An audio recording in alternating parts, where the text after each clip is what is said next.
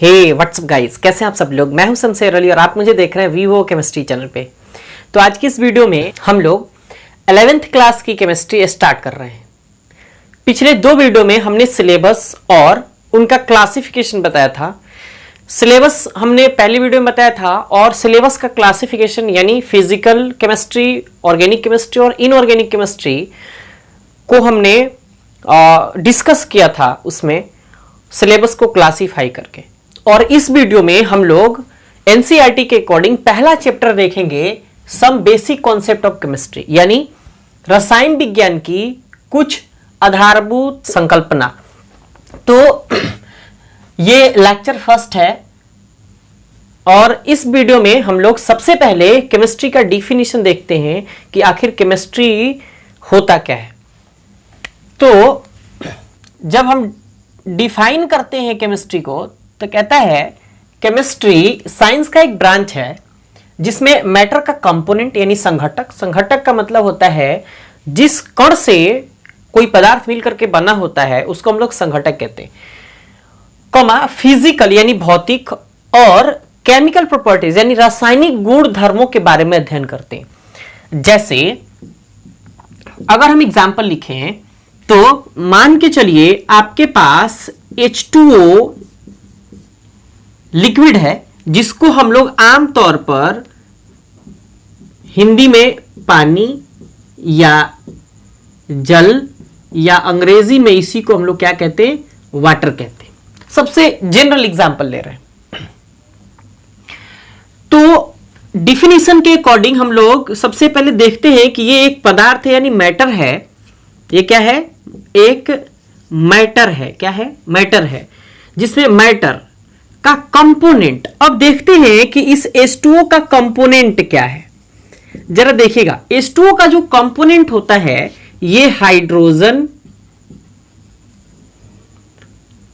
Comma oxygen होता है। अब जरा देखिए, उसके बाद कर रहा है फिजिकल और केमिकल प्रॉपर्टीज के बारे में अध्ययन करते हैं। तो फिजिकल प्रॉपर्टीज में हम लोग सबसे पहली बात ये देखते हैं कि आखिर जल का कौन कौन सा भौतिक गुणधर्म होता है। तो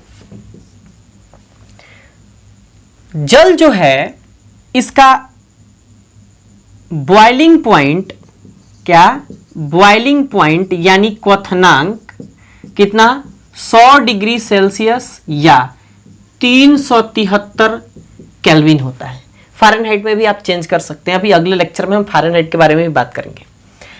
दूसरी बात,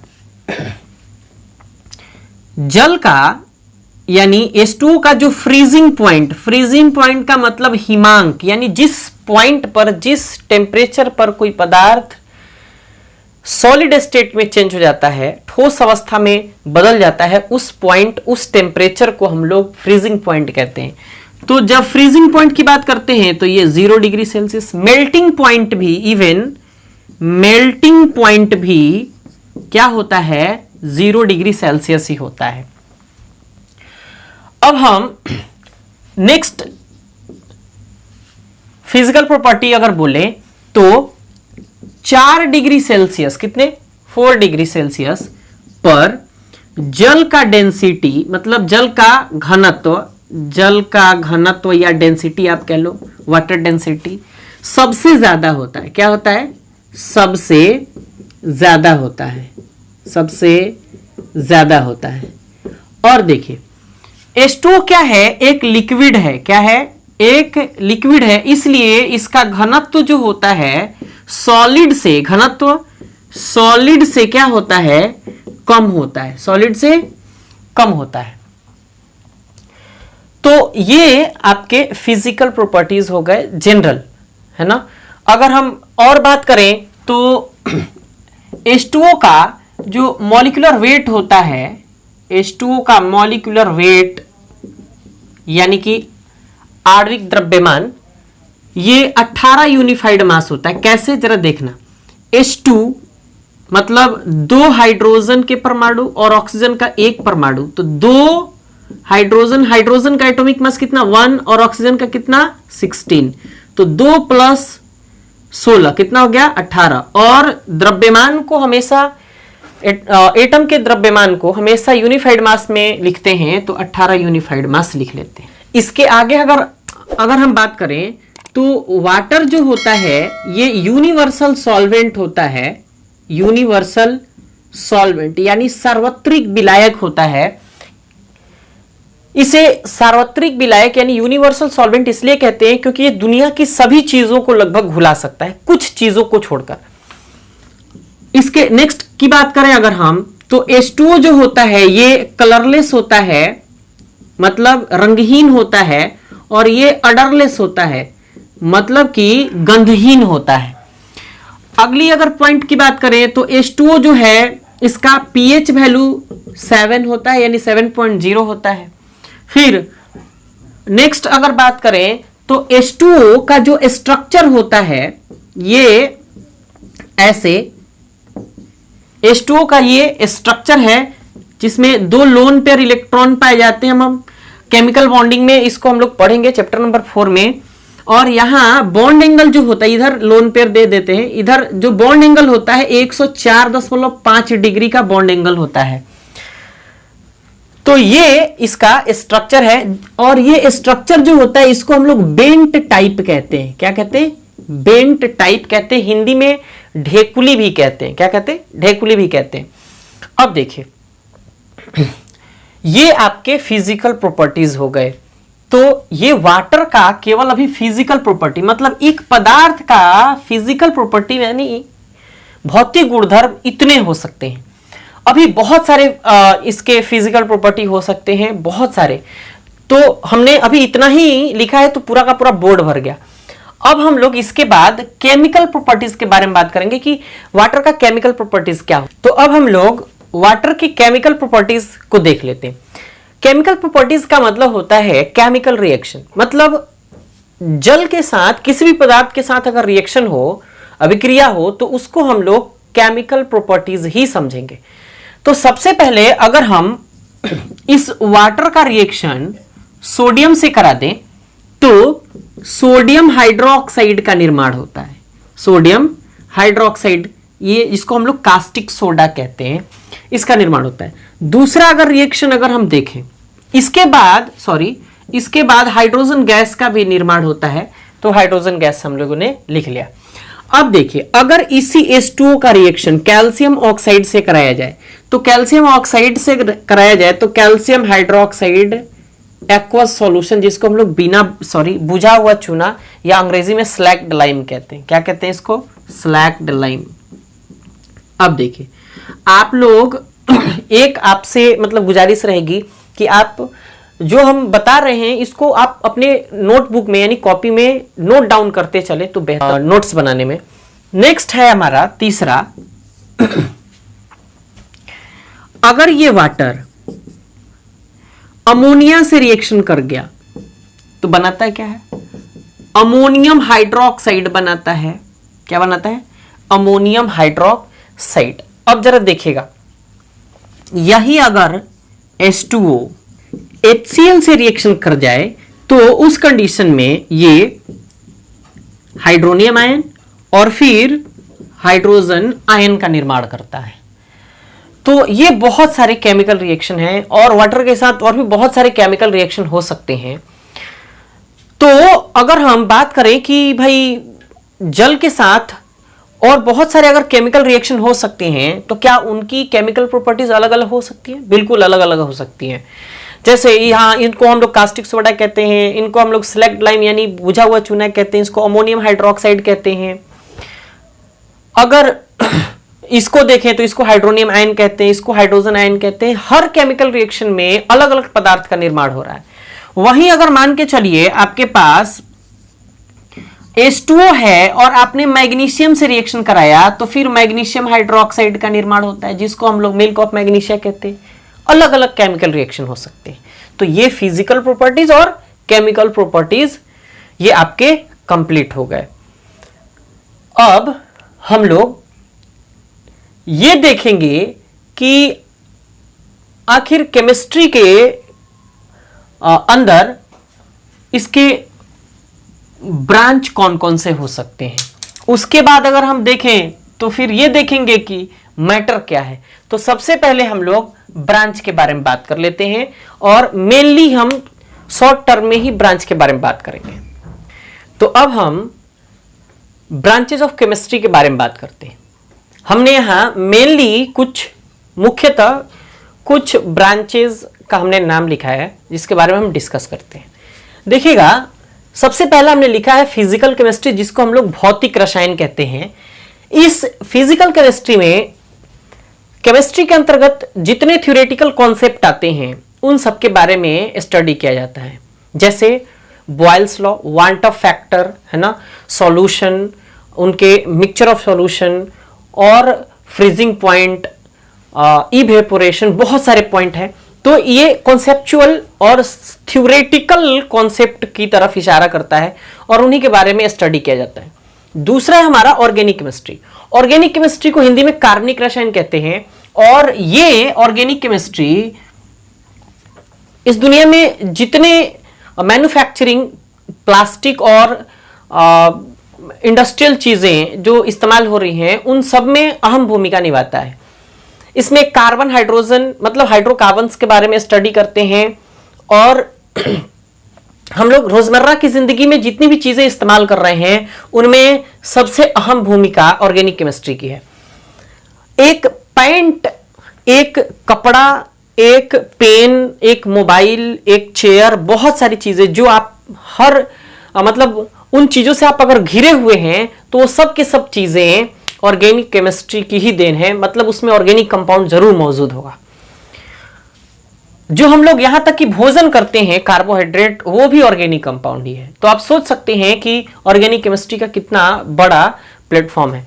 अब देखिए, इसके बाद हम इनऑर्गेनिक केमिस्ट्री के बारे में बात करते हैं। इनऑर्गेनिक केमिस्ट्री में जितने अभी तक ज्ञात तत्व हैं उन सब का स्टडी करते हैं, उनके कंपाउंड्स के बारे में स्टडी करते हैं, उनके स्ट्रक्चर्स, कैसे कोई मॉलिक्यूल बनता है, कैसे कोई कंपाउंड बनता है, कैसे कोई कंपाउंड रिएक्शन करता है, इसके बारे में स्टडी करते हैं।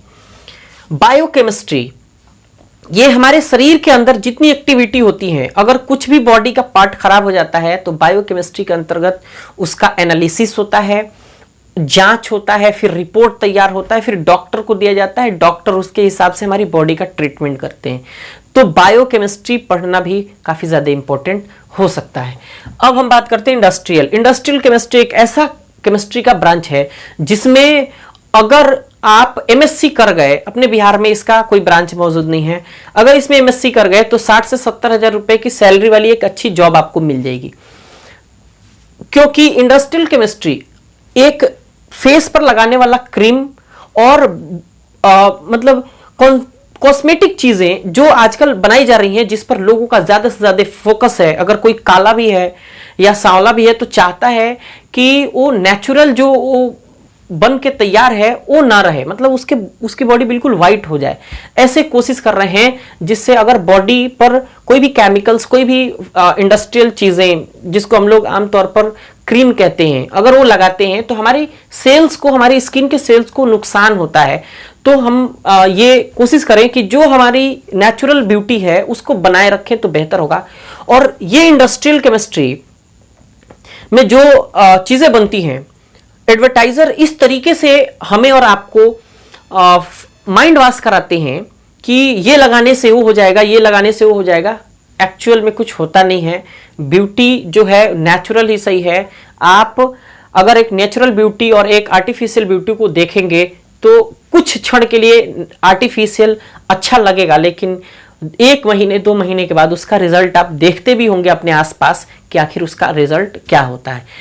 लेकिन हम खैर बात करते हैं इंडस्ट्रियल केमिस्ट्री की, तो जितनी चीजें मैन्युफैक्चर हो रही हैं वो सब के सब इंडस्ट्रियल केमिस्ट्री की देन है। उसमें प्रोसेस बताया जाता है कि कैसे तैयार करना है, कौन सा पार्टिकल्स कितना मिलाना है, और उसी से एक और ब्रांच तैयार हुआ है जिसको हम लोग एनालिटिक केमिस्ट्री कहते हैं। किसी पदार्थ को, जैसे मान के चलो ये आपको पेन बनानी है, तो इस पेन को बनाने के लिए, इस व्हाइट पार्ट को बनाने के लिए ये बेकेलाइट है, तो बेकेलाइट बनाने के लिए और इसमें केमिकल्स कौन कौन से इस्तेमाल किए जाएंगे और कितनी मात्रा में, 5 ग्राम, 2 ग्राम, 10 ग्राम, कितनी मात्रा में इस्तेमाल किया जाएगा, उसकी एनालिटिक्स करके और फिर एनालिटिक केमिस्ट्री के अंतर्गत हम लोग पढ़ते हैं। फार्मास्यूटिकल या मेडिसिन केमिस्ट्री, ये आज के दौर का सबसे बड़ा इंडस्ट्री है, ये फार्मास्यूटिकल और इंडस्ट्रियल, क्योंकि इसको हम लोग मेडिसिनल केमिस्ट्री भी कहते हैं हिंदी में इसको औषध रसायन कहते हैं। फार्मास्यूटिकल में आप डी फार्मा, एम फार्मा कर सकते हैं, बी फार्मा कर सकते हैं और दवाइयां बनाने का प्रोसेस सीख सकते हैं, और इसमें भी आप एक अच्छी जॉब, एक अच्छी सैलरी वाली जॉब आप पा सकते हैं। ये 10th के बाद अगर डी फार्मा करते हैं तो 3 साल की कोर्स है, 12th के बाद करते हैं तो 2 साल का कोर्स है, और अगर 12th के बाद बी फार्मा करते हैं तो 4 साल का कोर्स है, और उसके बाद एम फार्मा 2 साल का या 1 साल का, इवन अब मतलब कोर्सेज आ गए हैं, ये कोर्सेज मौजूद हैं जिसमें आप अगर अच्छे से पढ़ाई करें तो काफ़ी अच्छी सैलरी वाली जॉब आप पा सकते हैं। इसके बाद है एग्रीकल्चर केमिस्ट्री, ये किसानों के लिए समझिए कि वरदान है, लेकिन अब किसानों के साथ खिलवाड़ होना शुरू हो गया है, क्योंकि जितनी चीज़ें अब इस्तेमाल की जा रही हैं किसानों के द्वारा अपने जीवन यापन करने के लिए, उनकी कोई वैल्यू नहीं रह गई है। अगर ऐसा होता रहा तो आप लॉकडाउन वाले कंडीशन में देख ही रहे हैं, सबसे ज़्यादा किसान काम आ रहे हैं, उनकी रोपी गई सब्जियां, फलों का हम लोग इस्तेमाल करके जिंदा हैं। इस फील्ड में बहुत सारे अपॉर्चुनिटीज़ हैं। आप 12th के बाद डायरेक्ट बिहार से बीसीसी कंबाइंड इंटरेस्ट दे करके वहाँ से आप क्वालिफाई करके और फिर इससे आप भी एग्री कर सकते हैं, मतलब बैचलर कोर्स कर सकते हैं। तो इसमें भी बहुत सारी अपॉर्चुनिटीज हैं। इन्वायरमेंटल केमिस्ट्री में इन्वायरमेंट में आखिर हो क्या रहा है, कार्बन डाइऑक्साइड की मात्रा इतनी ज्यादा बढ़ रही है, सल्फर डाइऑक्साइड की मात्रा इतनी ज्यादा बढ़ रही है, इनकी मात्रा इतनी ज्यादा बढ़ रही है कि आईआईटी दिल्ली सबसे ज्यादा परेशान है, लेकिन कानपुर, दिल्ली, पटना ये ऐसे शहर हैं जिसमें कार्बन डाइऑक्साइड सबसे ज्यादा उत्सर्जित होते हैं। तो इन्वायरमेंटल केमिस्ट्री में इन सब चीजों का अध्ययन किया जाता है कि आखिर पर्यावरण में हो क्या रहा है। लास्ट है जियो केमिस्ट्री। जियो केमिस्ट्री का मतलब जियोग्राफिकल केमिस्ट्री। इन्वायरमेंटल में प्रकृति के साथ क्या हो रहा है और फिर उसमें इन्वायरमेंट में क्या चेंजेस आ रहे हैं, मिट्टी में क्या क्या चेंजेस आ रहे हैं, तो इन सब को एग्रीकल्चर इन्वायरमेंटल को अगर मिक्स किया जाए तो जियो केमिस्ट्री तैयार होता है। इसके बाद है रेडियो केमिस्ट्री, अप्लाइड केमिस्ट्री, है ना, बहुत सारे ब्रांचेस हैं। तो ये केमिस्ट्री के ब्रांचेस हैं जिसके बारे में हमने थोड़ा थोड़ा इंट्रोडक्शन आपको बताया है। तो ये आपका पहला लेक्चर यहां समाप्त होता है। और अगर वीडियो अच्छा लगे तो वीडियो को लाइक करिए और अपने दोस्तों के साथ इस वीडियो को शेयर करिए ताकि इस लॉकडाउन वाले कंडीशन में उनका हेल्प हो सके। और अगर आप इस चैनल पे नए हैं तो चैनल को सब्सक्राइब करके बेल आइकन को प्रेस कर लीजिए, ताकि अब ये पहला लेक्चर है, इसके बाद नेक्स्ट लेक्चर, फिर नेक्स्ट लेक्चर, मतलब अब वीडियो बिल्कुल आने वाली है। हर सुबह 7 बजे आपको वीडियो मिलेगी जिससे आपका सिलेबस बिल्कुल टाइम से कंप्लीट हो सकता है। तो मिलते हैं हम नेक्स्ट वीडियो में, तब तक के लिए शुक्रिया।